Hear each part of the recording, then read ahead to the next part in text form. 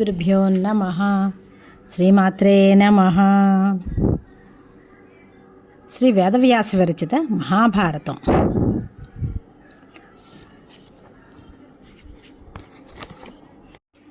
భీష్మ పర్వం. వ్యాసం వసిష్ఠనప్తారం శక్తే పౌత్రమకల్మషం పరాశరాత్మజం వందే సుఖతాతం తపోనిధిం. ఓం నమో భగవతే వాసుదేవాయ. విజయకాంక్షులై కురుపాండవులు కురుక్షేత్రంలో నిలిచారు. ధనుర్వేద విధులు యుద్ధతంత్ర నిపుణులు అయిన మహాయోధులు తమ తమ సేనలను నడిపిస్తున్నారు. బాలురు శతవృద్ధులు తప్ప యువజనులందరూ ఆ ప్రదేశానికి చేరారు. ఉభయపక్షాల వారు తమ తమ సేనలను గుర్తుపట్టడానికి వీలుగా చిహ్నాలను నిర్ణయించుకున్నారు. తమ్ములందరూ పరివేష్టించి ఉండగా దుర్యోధనుడు రథం మీద శ్వేతఛత్ర ఛాయలలో వెలుగొందుతుంటే చూచిన పాంచాల సేనలకు యుద్ధవాంఛ బాగా రేగింది. కృష్ణ సారథ్యంలో వచ్చే రథం మీద కపిధ్వజాన్ని అర్జునుని చూసిన సుయోధనుడు తన సేనలకు మరింత ఉత్సాహాన్ని కలిగించాడు. భేరీభాంకారాలు శంఖధ్వానాలు ఆకాశాన్ని బదరీభూతం చేస్తున్నాయి. ఒకసారి ప్రచండవాయు వేచి ధూళితో నింపేసింది. ఆకాశం మేఘావృతమైంది. ఆ సమయంలో ఇరుపక్షాల సేనలను చూస్తుంటే రెండు మహాసముద్రాలు ఒకదాన్నొకటి ఉత్తుంగ తరంగాలతో ఢీకుంటున్నాయన్నట్లుగా ఉన్నాయి.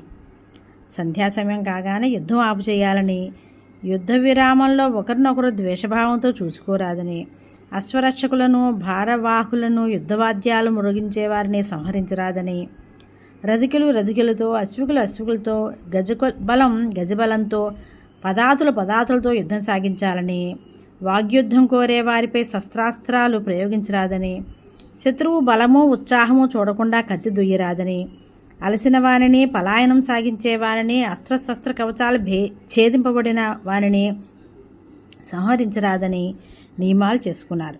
ధర్మ మార్గం వేడకుండా యుద్ధనీతిని విడనాడకుండా సాగాలని కూడా నిర్ణయించుకున్నారు.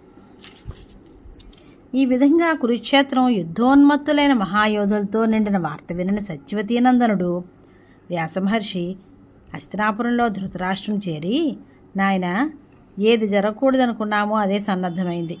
అంతటా నాశన సూచనలే కనిపిస్తున్నాయి. ఉదయ సాయం సంధ్యాలలో సూర్యుని చుట్టూ కబంధ దేహాలు తిరుగుతున్నాయి.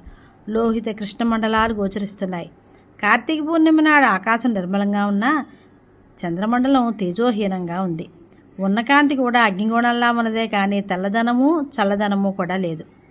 మనిషి మ్రోగించనవసరం లేకుండా రణదుందువులు మోగుతున్నాయి. కోకిల కూత చెవికి కటువుగా వినిపిస్తోంది. మేఘాలు రక్తమాంసాలు వర్షిస్తున్నాయి. ఉదయ సమయంలో మిడతల దండులు సాగుతున్నాయి. అరుంధతీ నక్షత్రం వశిష్ఠుని అతిక్రమిస్తోంది. రోహిణి నక్షత్రాన్ని శని పీడిస్తున్నాడు. కేతువు చిత్తా నక్షత్రం నుండి వెనుదిరిగి స్వాతిలో ప్రవేశిస్తున్నాడు. రాహువు పదే పదే సూర్యుని మెంగజూస్తున్నాడు. పుష్యమి తారను ఆక్రమించి ధూమకేతువు అక్కడే ఆగిపోయింది. కుజుడు వక్రించి మఖాప్రవేశం చేశాడు. గురుడు శ్రవణంలో ఉన్నాడు. శుక్రుడు పూరాభాద్రలో, శని పూర్వ ఫల్గుణిలో ఉన్నారు. నాయన, ఆవు కడుపున గాడిద పుల్ల పుడుతోంది.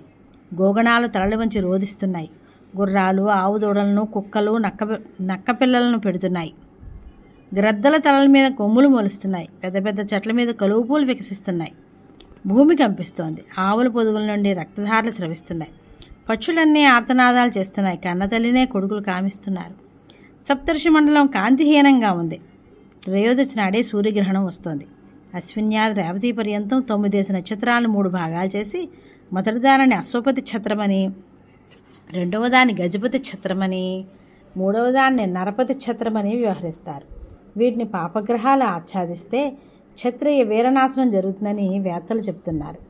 సాధారణంగా ఏ తిథి ఏష్యమైతే 14న అమావాస్య వచ్చినట్లే తిథి వృద్ధి అయితే 16న అమావాస్య వస్తుంది. అలా వృద్ధి జరిగిన మాసంలో 13వ నాడు గ్రహణం వస్తుంది.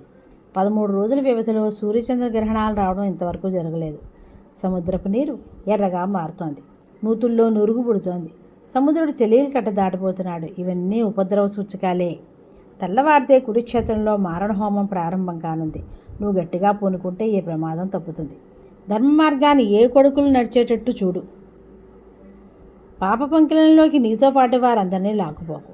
పాండవులు కోరినట్లు వారి రాజ్యభాగం వారికి ఇచ్చి సుఖంగా ఉండు అని చెప్పాడు. అప్పుడు ధృతరాష్ట్రుడు, మహర్షి, నువ్వు వాస్తవమే చెప్పావు. నా యందు ప్రసన్న భావంతో ఉండు.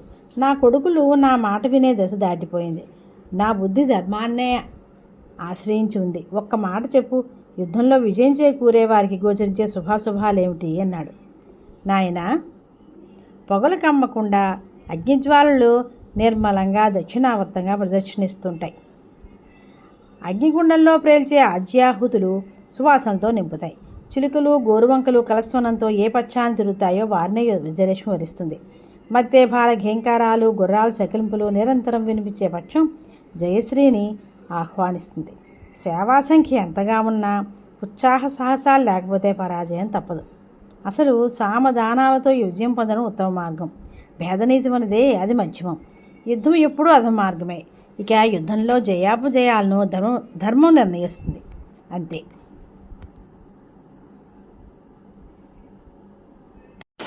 అని వ్యాసుడు ఒక క్షణం ఆగి మళ్ళీ, నాయన, మారణహోమం చూడాలనే కోరిక ఉన్నదా అని అడిగాడు. ధృతరాష్ట్రుడు తన పుత్రపౌత్రుల మరణం చూడలేనన్నాడు. అయితే ఎప్పటికప్పుడు యుద్ధ విశేషాలన్నీ నీకు సంజయుడు వివరిస్తాడు. యుద్ధవేళలో ఎవరి మనసులో ఎలా నడుస్తుంది గ్రహించే శక్తి కూడా వానికి అనుగ్రహిస్తున్నాను అని ఆయన నిష్క్రమించాడు. స్వస్తి.